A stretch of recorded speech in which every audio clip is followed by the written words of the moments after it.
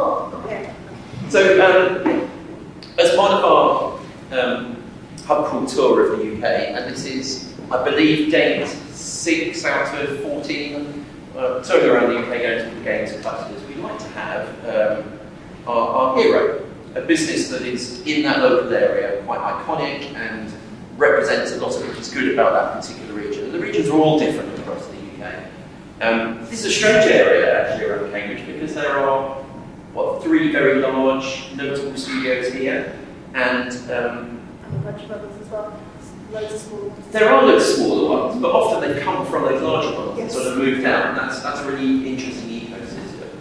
But you know, the 3 major companies here employ a large. How many people are employed here at Jagex? 700. Thank you. 700. 700. That's not here though, is it? That's global group. Are you on this panel? No. That's not quiet. It's quite quiet. Are you happy to share microphones? I'll share, you share. Sounds good. We'll try that. It's rare. Okay, so this is our, we'll come back to the people question in a second, because I think it's interesting, it's particularly when we hear about the comparison for the first 3 companies and yourself, but can you please put your hands together for the Fireside chat here with Jagex and Errol C.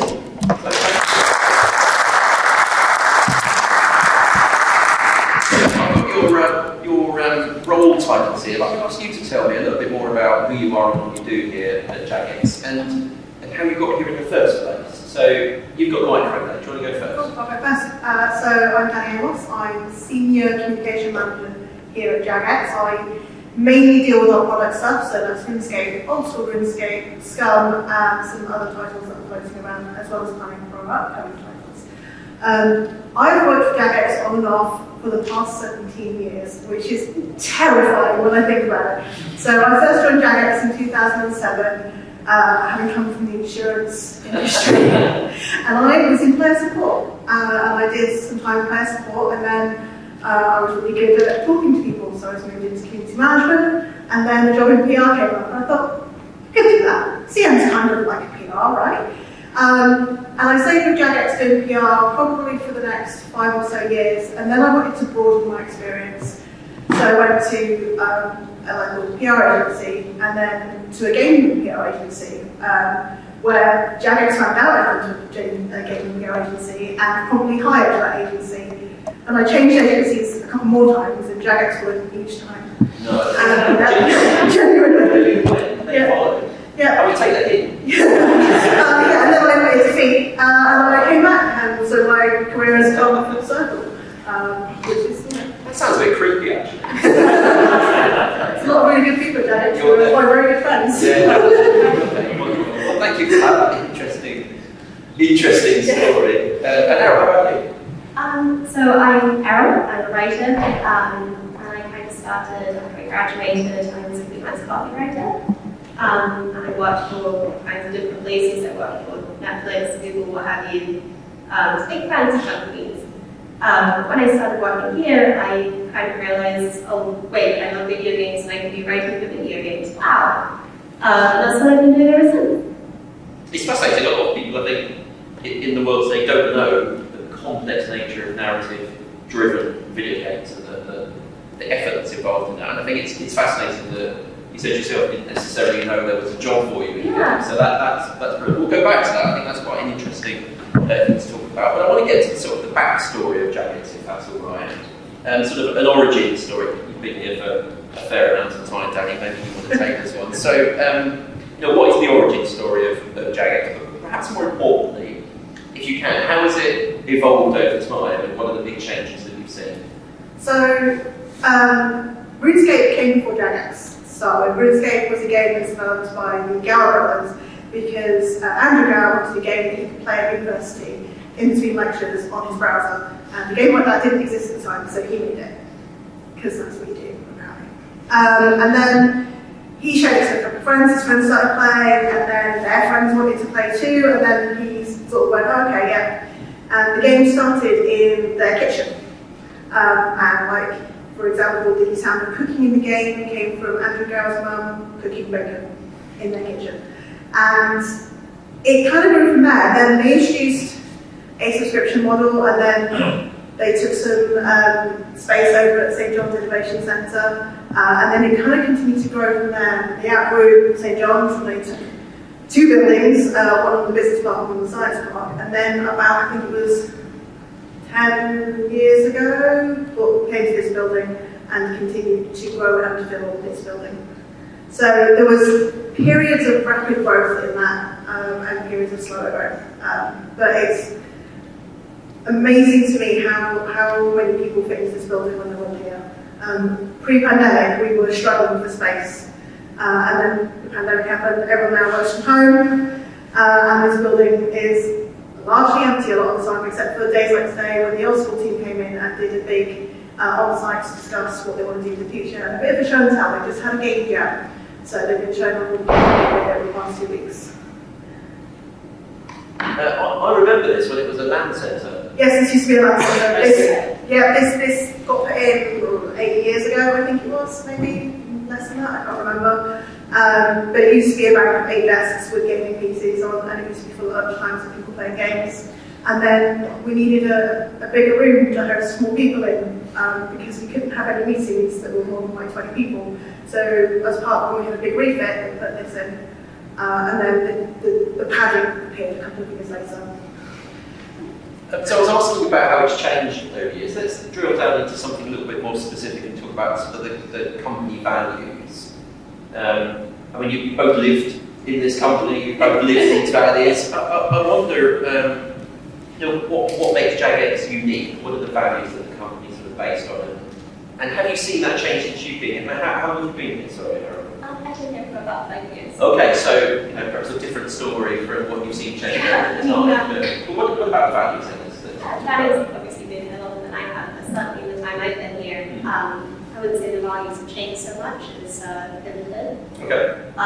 So obviously I came here pre-pandemic, and we were kind of known as we're the company that gives everyone free food. Right. So we were very kind of like, the community was here in the office. Yeah. And then there was some kind of big event, I don't know if you guys heard that, where we all had to be down in the office quite rapidly. And Jagex handled that incredibly well. I actually broke my ankle the day before we got the call, so it was pretty convenient for me. All of a sudden, we went from having free fruit in the office and cycle badges for the office to we're shipping a PC out to you. Right. So it was a very big change, and I think it really impacted what our values are like now. It's interesting you mentioned fruit. When we announced we were coming here, I went, I'm definitely doing that when we've got the best cafe in the games business. But it's not open. I'm surprised it's not open given the number of people that are in. But it's a shame you missed it. But they do really good food. No, I've been here plenty of times to have lunch here, but it's an amazing thing to bring people together. There are certain things that get people, the water cooler moments. Everyone loves food. Yes, food is the thing for me, obviously. That's accepted. Just come to that. Well, Dan, you've been here a little bit longer then. So, what about what are the values that sort of appeal to you? Because you're still here, which means that it must be that sort of cultural environment that you really respect and like. So I'm in a bit of a unique position in that, like I left and come back. Okay. Yeah. And I've sort of been auditing Jagex for a while, even though I haven't been working for Jagex for a lot of that time.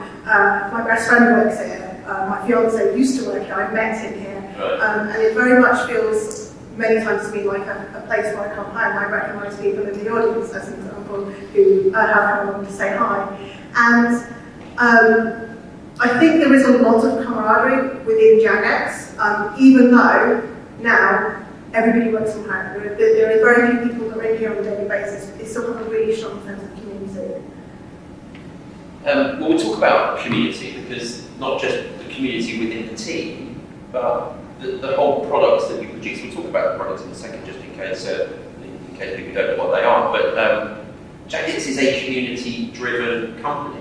Your audience, your players are the reason you're here and the way it works so well. So I'm interested to hear a little bit more about that. But also, I'm led to believe that some of the approaches that you take on the community for your two main games, which are RuneScape and Old School, you treat differently. Yes, to an extent, and that's partly because of the way Old School RuneScape came about. So Old School RuneScape is a version of RuneScape as it existed in 2007. Right.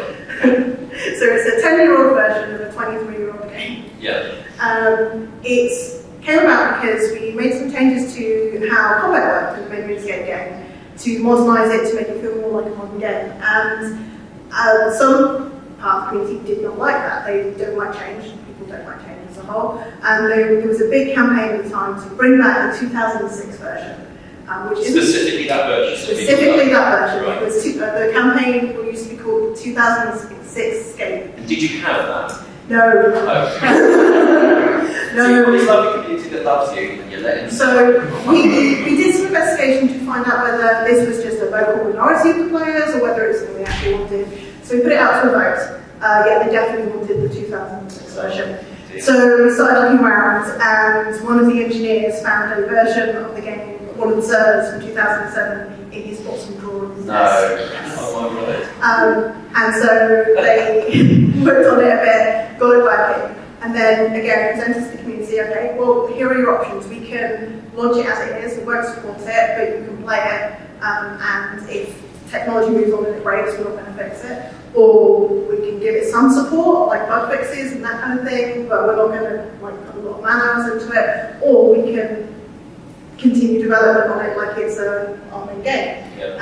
And from what I remember, the vote didn't quite get to that point, but it was so close that we decided to do it anyway. And everything that goes in, because of how it came about, everything that goes into what's become old school RuneScape has to be voted on by 3/4 of the player base. There is an in-game polling system that they have to agree to any content that goes in the game. So as you can imagine, Jagex actually doesn't like that, because everything has to pass through the community before it. Like we can go, here is this idea, we want to do a new skill, do you want a new skill? And for years they're like, no, we don't want a new skill, we don't need it. And then last year? Last year, it's like last year. Very late last year, they're like, yes, we want a new skill. And so we presented a couple of options to them, and they picked sailing. So sailing is going into the game at some point, it's in development. But again, we present design documents to the players, and we ask for feedback, and it's a very collaborative effort. And I'm getting into the answer, I promise. It's very long-winded. I'll bring you back on track. RuneScape is different because RuneScape we tend to tell players what we're planning. And we still take their feedback on board, but they're not in the driving seat for it as much. We listen to them, but we won't tell them everything that we're doing. For old school, they know everything that is coming. Absolutely everything. And it's a lot of them. And they don't like much change by the sound of it, but that's because they Well, want the 2006-7 version. Don't They do. They do. Okay. They do vote new things in on occasion. So, and the two games have quite a interesting relationship in that sometimes. So we often think of old school RuneScape as being like an alternate universe from 2007, but they will occasionally go, oh, we want. So we came to some of the concept for is it Dinosaur Island that's in old school? Fossil Island, thank you. And so we created Fossil Island, and then the RuneScape developers were like, well, this is really cool, we really like it, we're going to create Dinosaur Island. And so it's similar but different, and then there are things that happen in RuneScape that old school will go, do you want this in your game, in old school? And sometimes they'll say yes, and sometimes they'll say no. So, Eric, a question to you in this complicated saga, where on the one hand you've got a brilliantly engaged audience, and that puts you in an amazing position then to resurface old school and drive that in parallel. But how do you feel as someone that's in charge of narrative, that the players are telling you what they want rather than you telling them what you want? Well, it's really more of a collaborative effort. It's not so much, the player will come into the office and be like, oh, I want more gnomes. Although they do ask for gnomes quite a lot.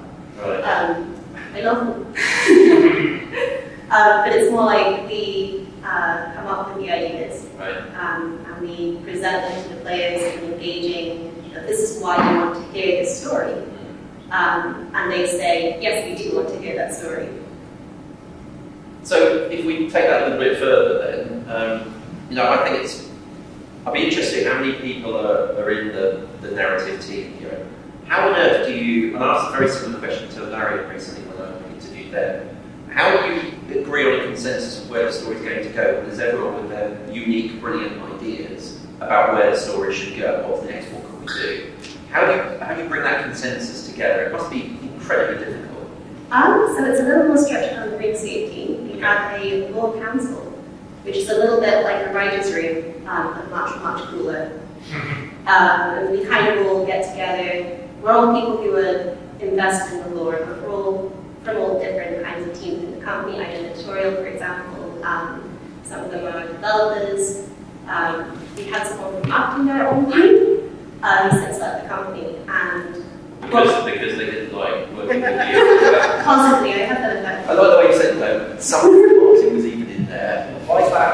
Why is that a surprise? Did I not? Well, I think people are quite often surprised by the people who don't directly make the games are also invested in the games. Okay. But yeah, the one thing that brought us all together is that we're really interested in the narrative and progressing the narrative. And we want to tell the best stories we can. And so we take all of our different kind of knowledge from our different disciplines and bring that together to create some stories. Is there a lot of competition to get on this council? It sounds like the place you want to be. Yeah, well, if we meet by the lakeside, we've got you have to go there in the middle of the night on a full moon. Okay, right. It's a very complex process. Having sold the story there. That's what I do, I suppose, yes. So we've heard a lot. I still want to dive a little bit more about the community there. I mean, I know there's the committee here and they talk about it and engage with the community, but it can be a real challenge when you think about the companies that are much smaller. What can they learn from the way that you engage with the community? I know they can't do it on the same sort of scale as you, but what are the key things about listening to your consumers and understanding and trying to filter through some of the rubbish to get to the stuff that's good? Have you got any sort of advice and guidance for that? So one of the kind of big projects I've been involved with is our new skill that Maggie was talking about, sailing. Yeah. And our approach to that, because it's a very big deal, right? Like players have said, we don't want a new skill, and we finally convinced them that yes, they do. So it's been a lot of engaging with them, with players who are very invested, much like the Law Council, very invested in the narrative, Yeah. and seeing what these trusted players who really love the game want, and taking their feedback on board first and foremost.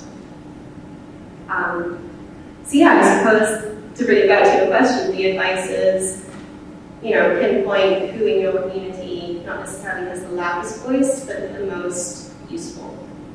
Yeah, that must be quite difficult, but I can see the value in doing that if you take on some of those and work with some of those individuals. We hear about it with all of the sort of shared diaries of stories of development and things like that people love. So I haven't actually asked whether Old School's been successful. About a business that's grown on one game suddenly has, not suddenly, but you have two games. And if you've made it a success, because I'm sure you're going to tell me it is a success, because actually I don't know, but anyway, is it successful? Is it something other companies could perhaps look at doing? So one of the things that we did for Old School RuneScape last year is we run regular seasonal content, which we call leagues. We have a league happen in October. During October, we broke our player record numbers for the past 23 years. So we had our player peak last year. And part of that comes down to, I think, listening to the players, particularly for Old School, because they are so heavily invested. As I said before, they develop the game with us almost. We think of them as like a person in the room when we're developing it. And that's really empowering for the community. We follow through, like if we say we're going to do something, we try to follow through on that so that they know if we say, oh, we're going to do a new skill and we want your input, they know that we want their input and they know that they can approach us in various different ways to get that input across to us. So my rather loaded question was, I heard earlier that Red Dead Redemption was a very good game. Going back to that and bringing that out, but do you think there's an opportunity for other companies to look at some of their older versions of games? Yeah, I mean... Why did it work with Old School? I guess it's just the audience, but... I mean, nostalgia is so powerful, okay. Right? We did Old School RuneScape that launched 10 years ago, and a couple of years later, World of Warcraft started looking at whether classic servers were viable for them, and we did talk to them at the time about our experience with Old School and what we found, and of course now they launched Cataclysm yesterday, I think. Yeah. And I think if you do have older versions of the game, it is worth, if you have the community there, looking at that and seeing how it goes. As an example, we had a game. So we used to have a mini game platform called Funnel, which had a game on it which was called Arcanist, which is very Worms-like, except you were a spellcaster and you have spells. We worked with a member of the community to bring back Arcanists, and you can play Arcanists now on Steam if you want. We're not taking a slice of, like it's not a license thing, it's a not-for-profit thing, but he felt the developer felt so passionately about the game, like, he was like, I want to bring Arcanists back. So we work with things and help them do it. It's amazing. I've got a couple of questions so far. I wanted to see if anyone from the audience has any particular questions you'd like to ask Errol or Danny. Indeed, yes, yeah, please. Jagex has gone through a lot of ownership changes in the last few years. Has that affected anything to do with the games or creative side of things? Not really. We tend to get bought because we're doing a good job, and they don't really want to interfere with that. We CDC have just, Havelli have just, we announced the sale. February, thank you. It feels like so long ago. And it's business as usual as far as we're concerned. They're really supportive. We were lucky that we've had very supportive partners and very supportive owners. So yeah, continue on. But that's gonna feed into my final question, so we'll come back to that one. Any more before? Yes, indeed. So we sort of touched on it a bit, but on the sort of topic of game preservation, which is sort of increasingly becoming a hot topic, sadly for the reasons it's not being supported. Do you think the sort of model that you guys have with old school RuneScape is transferable outside of PC to say something more cyclical like the console market, or do you think you just sort of kind of got lucky, like Sam said, with the sort of genre and the platform? Did I say they were lucky? Sorry if I didn't. It's a really interesting question though about the opportunity to revisit and on different platforms in particular.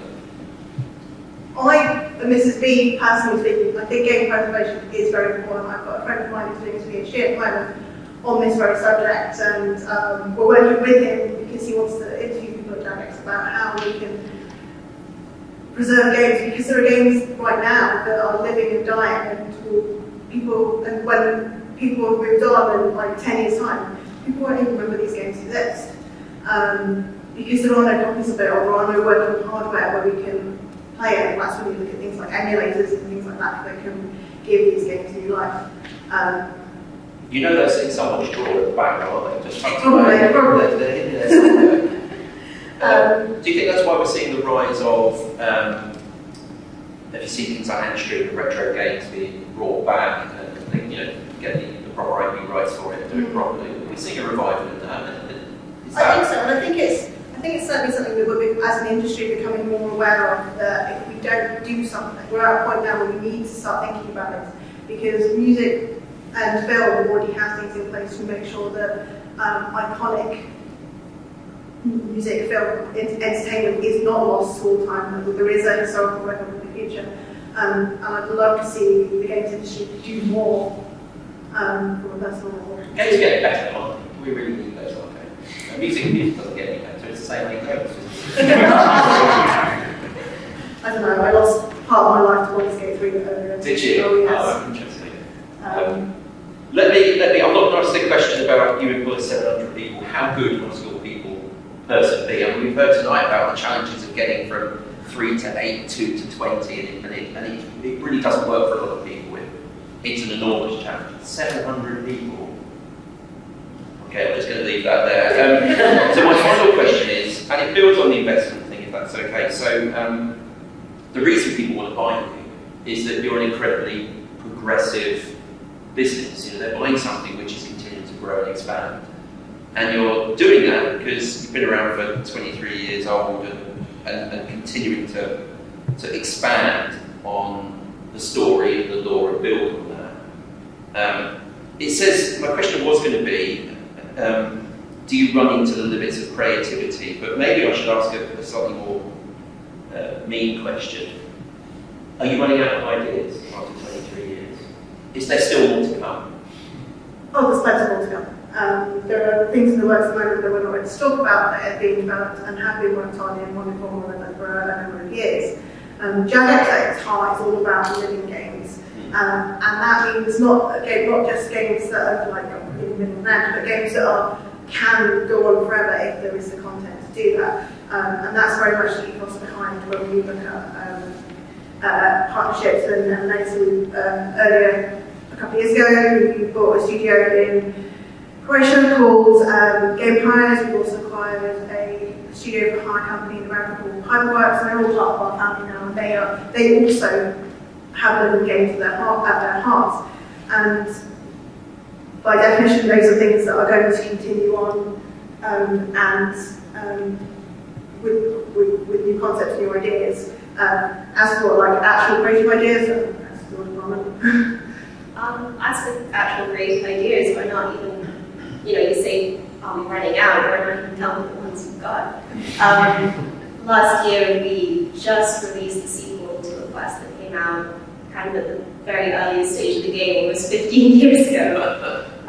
So it's very much still rolling. And there's so many quests that have hanging things because the way RuneScape has evolved, there are quests that focus around gnomes, there are quests that are focused around penguins, there are quests around a group called the Majora, and those stories aren't finished. And we have notes that, because obviously time moves on, people move on, we have notes from the people that originally did some of these quests who have since moved on. It's like, this is the direction they want us to take this in. And there's still a lot of unfinished stories.